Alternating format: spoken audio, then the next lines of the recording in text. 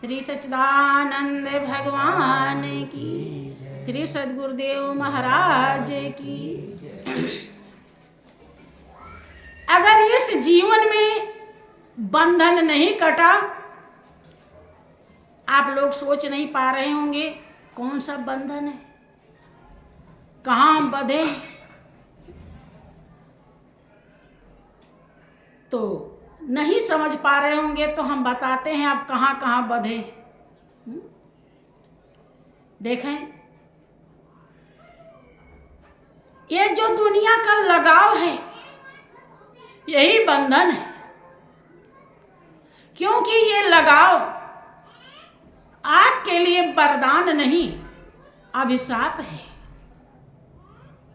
अभिशाप क्यों है? क्योंकि ये सारी चीजें किसी और की है और हम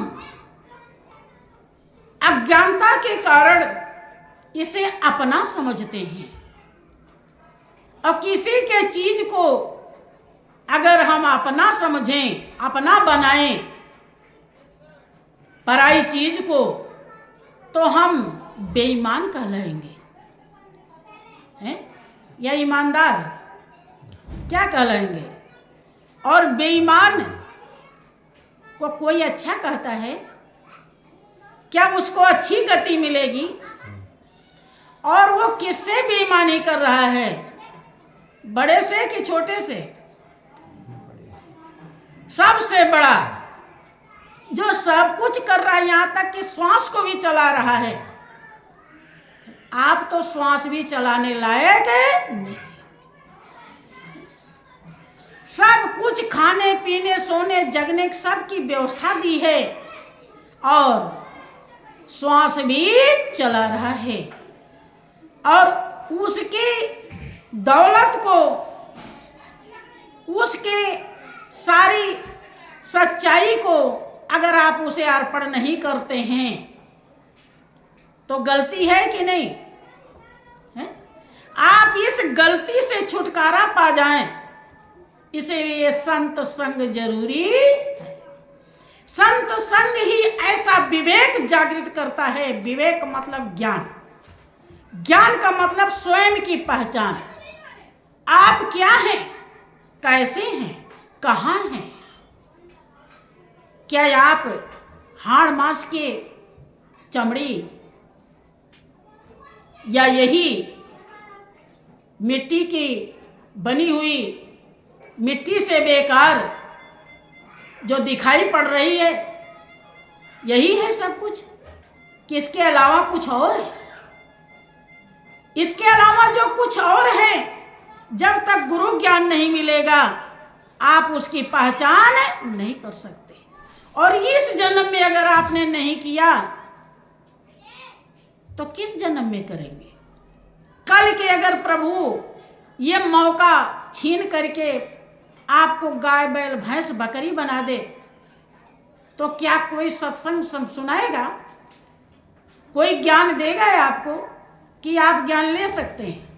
ना आप लेने लायक रहेंगे और ना कोई देने लायक, ना कोई दे सकता है ना आप ले सकते हैं, क्योंकि चांस, मौका खत्म हो गया।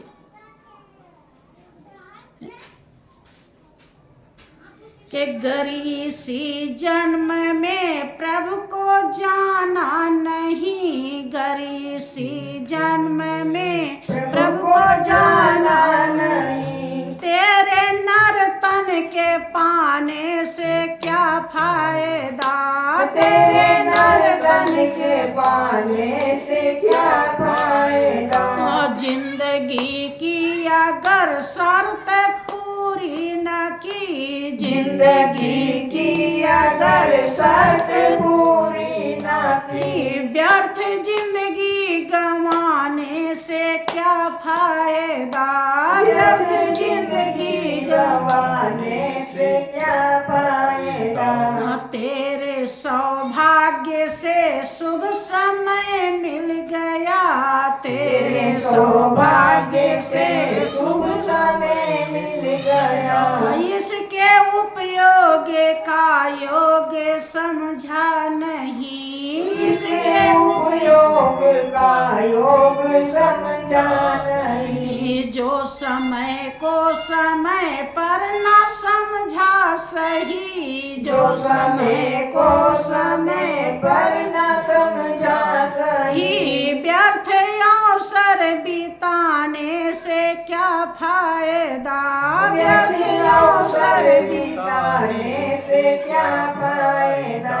गर इसी जन्म में प्रभु को जाना नहीं, गर इसी जन्म में प्रभु को जाना नहीं, तेरे नर्तन के पाने से क्या फायदा, तेरे नर्तन के पाने से क्या फायदा। तेल साबुन से धोया है मलमल के तन, तेल साबुन से धोया है मलमल के तन। प्रयाग काशी अयोध्या गया वृंदावन, प्रयाग काशी अयोध्या गया वृंदावन, फिर भी निर्मल हुआ ना अगर तेरा मन, फिर भी निर्मल हुआ ना अगर तेरा मन। तेरे गंगा नहाने से क्या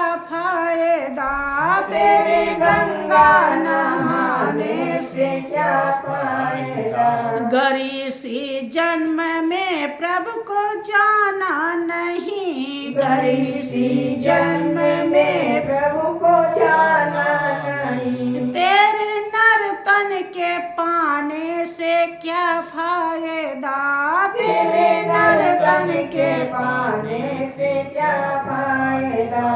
मीठी बाणी न बोली कभी बोली के, मीठी बाणी न बोली कभी बोल के, विष भरी बोली बोली है विष घोली के, विष भरी बोली बोली है विष घोल के। तेरी बोली में गोली का है गर असर, तेरी बोली में गोली का गर है असर। तेरे गाने बजाने से क्या फायदा, तेरे गाने बजाने से क्या फायदा। भाइयों बहनों, प्रेमी भक्त अपने अनुभव को व्यक्त करता है, संत समझाते हैं कि गर इसी जन्म में प्रभु को जाना नहीं, तेरे नर्तन के पाने से क्या फायदा। फायदा क्यों नहीं है, अगर नहीं जान पाया तो नुकसान है। नुकसान कैसे है, फिर ये मालिक ये जिंदगी देता नहीं। एक बार के नर्तन पाए यत्न कर ऐसा जिससे वह करतार मिले, ऐसे उत्तम यौन पदार्थ फिर नहीं बारंबार मिले। कि 2 दिन जग में जीना है, इतने पर क्यों इतराते हो, और मेरी माया मेरी काया शोर मचाते जाते हो। साथ नहीं हरि नाम लिया, गफलत में दिन रात कटे, काया भी बदनाम करी, अफसोस की खाली हाथ चले। एक बार मालिक ने मनुष्य की जिंदगी दिया है, और जिस काम के लिए दिया है वो काम अगर आपने नहीं किया तो बहुत बड़ा नुकसान हो जाएगा, अर्थात फिर वो मालिक नहीं देगा। कैसे नहीं देगा, हम एक छोटा सा उदाहरण देते हैं, आपको बात समझ में आ जाएगी। बहुत लोगों का मतलब होता है कि मनुष्य की जिंदगी मिली है, खूब खाओ नहाओ मौज मस्ती में रहो, बरसों जीना है, क्या जरूरत है भजन भाव करने की। लेकिन ये अज्ञानता का लक्षण है। अज्ञानता के कारण वो सच्चाई को समझ नहीं पाते। जितना वो खिलाएगा उतने आप खा सकते हो, जितना वो सुलाएगा उतने आप सो सकते हो, जितना समय वो रखेगा उतने समय रह सकते हो, आपके बस की कुछ भी नहीं। इस सच्चाई को लोग ना समझ पाने के कारण इस दुनिया में अनर्गल काम करते हैं और बहुत बुरा अभिशाप बना करके विदा हो जाते हैं और 84 लाख जन्म तक धक्के खाते अथाह दुख उठाते हैं। संत महान पुरुष दयालु होते हैं, उपकारन के गर्जी होते हैं।